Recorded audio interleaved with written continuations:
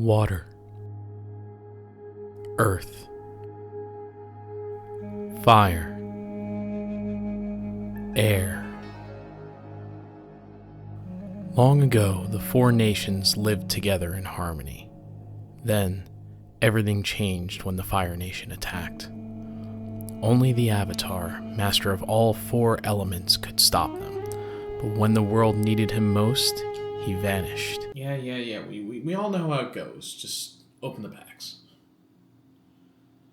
Son of a...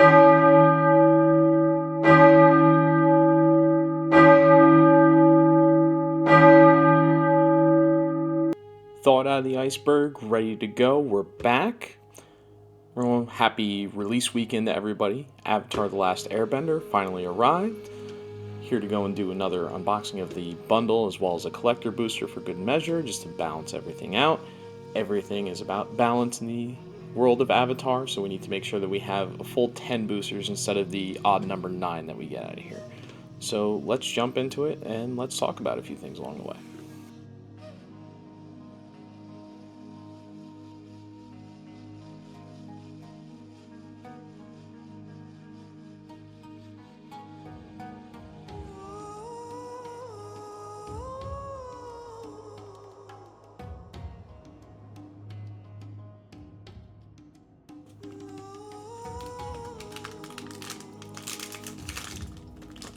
I am, like a lot of other people, very excited about this set coming out.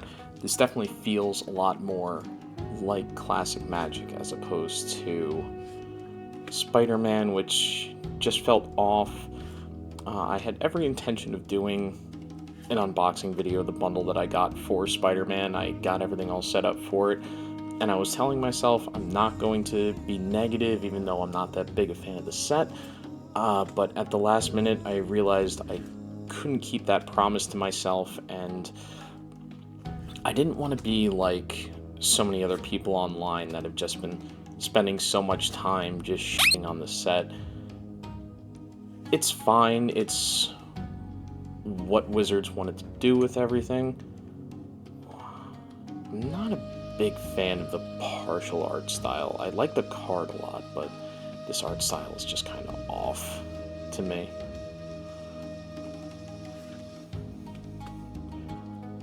But I didn't want to just be like every other person online, just, oh, this set is awful, I don't like the fact that it doesn't fit into the world. For anyone who liked the set, they're more than welcome to like it. There were a few things that I liked about it. There was a lot that I didn't like about it, but I didn't want to go and be another one of those voices. So I decided not to do that. This set in particular, though, the world of Avatar is just, it's so rich. There's so much to be able to draw from it. I love the fact that they took a lot of the in-jokes and they applied them onto a lot of the cards. I love the fact that they actually took a lot of the characters and they showed their personal growth through the cards themselves. You see the different versions of Aang, the different versions of Zuko, and just, you could see their progression and see how they grew as characters through the cards themselves, and Wizards really did an amazing job with getting this all set up that way. So, this set, while I wasn't extremely excited for it, I was definitely a lot more excited than I have been for a lot of other sets. Definitely for any other of the Universes Beyond sets that have been coming out.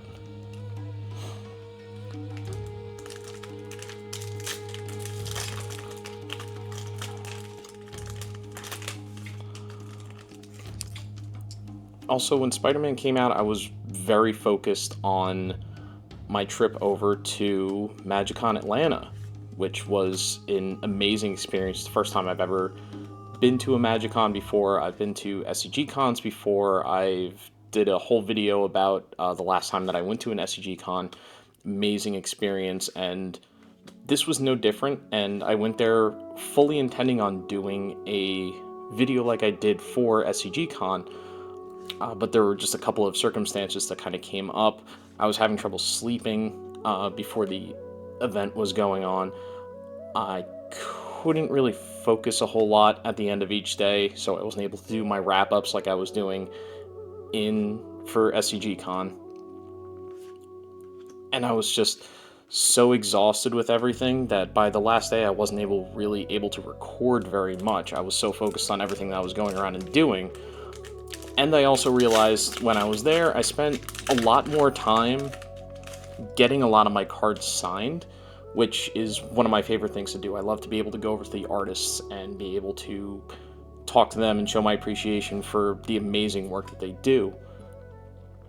And so I realized I spent so much time with that, I wasn't really going around and doing a whole lot more. One of the wonderful in-jokes that they decided to do, it's fantastic. Another one, this recurring character, the froths at the mouths, is fantastic. But MagicCon Atlanta was absolutely amazing. I ran into so many different content creators and were able to get them to sign a playmat that I have specifically for content creators. I was able to get a lot of games in with all sorts of different people, and it was just an absolutely amazing experience. I got, I think, almost 100 cards signed by the different artists that were there, and it was just absolutely incredible. The unknown event that I did with Gavin Verhey hosting it, that was a lot of fun. The undeck that I had was kind of interesting. I didn't really have a whole lot of synergy with a lot of what I was getting in there, so it was really kind of all over the place, which you kind of expect out of something like that. The chaos draft that I did with the cast of Loading Ready Run was amazing. I did not realize going into the draft that they were actually going to be participating themselves. And I was thinking when we noticed that they were going into it, I'm like, oh, that seems like a lot of fun. You know, a couple of players are going to be able to have games against the members of Loading Ready Run. I was able to go over to a lot of them, get them to sign my playmat.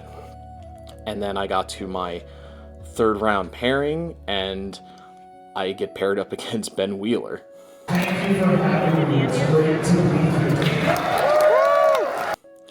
Which was fantastic. You know, it was great opponent to have. He was a lot of fun, very funny, really great guy. I mean, all the members of Loading Ready Run that I met were incredible. All the content creators in general. Olivia Gobert Hicks, we actually have a bit of a mutual friend, so I was able to talk to her a bit about that. Brian Kibler, just so many different people. I can't even remember them right off the top of my head. But it was an amazing experience, and now I'm very excited for PAX Unplugged that's coming up, actually this coming weekend, for the release of Avatar Weekend. It's great timing on the part of Wizards to be able to do this at this time. PAX Unplugged is an amazing event. I went to it last year for the first time. I love tabletop gaming, board games, anything that you're able to just kind of like sit down across from somebody and be able to play these sorts of games with. It's a fantastic time, and there's so much to do with this event. There's so many different games to be able to see, so many different panels to do.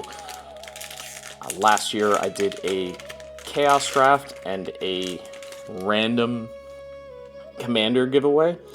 I got the Winter Duskmorn Precon.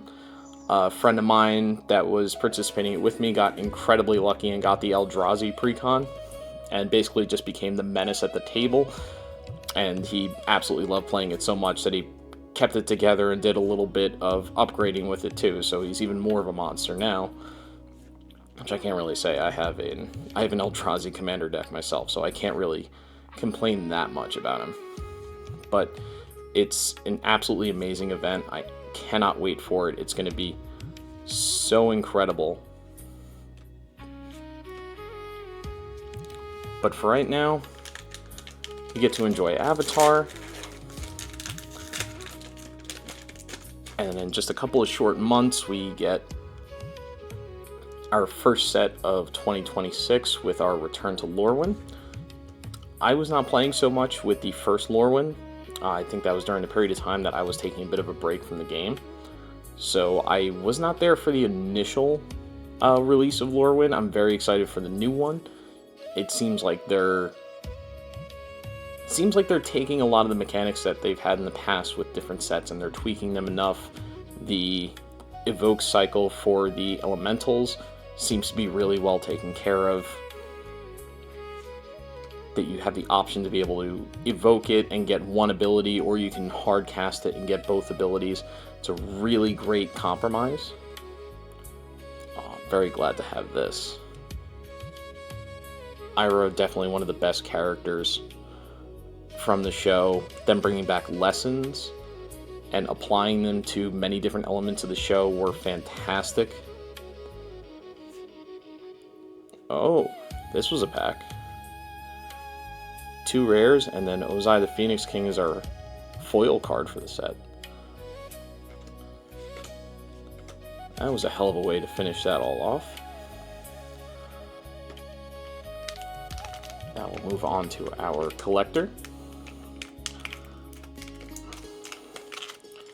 Let's see if we can get much of anything. The neon ink cards that they have for this set look absolutely incredible. That would be fantastic to get. I'm not really holding out much hope for it, but that would be a crazy way to finish everything up here. I'm looking forward to being able to maybe do a draft or two this coming weekend of Avatar. I love doing Chaos drafts as often as I can. I'm definitely going to be doing at least one Chaos draft over the course of this weekend coming up. But hopefully I have time to be able to do a regular Avatar draft as well. Another Crashing Wave.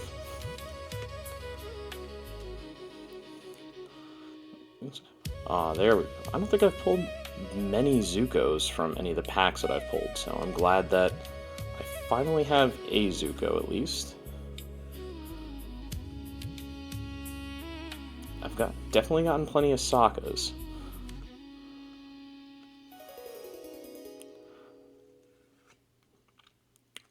Dranith Magistrate. I hate playing against this card in CDH, or any sort of commander for that matter. But really great card to have. And a Diligent Zookeeper.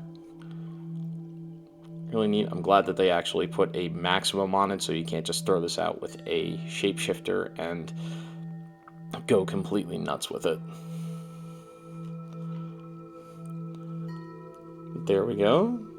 There's everything for Avatar. Done with the hype for this time, and we'll build it up for the next one in a couple of months. So we'll see you then.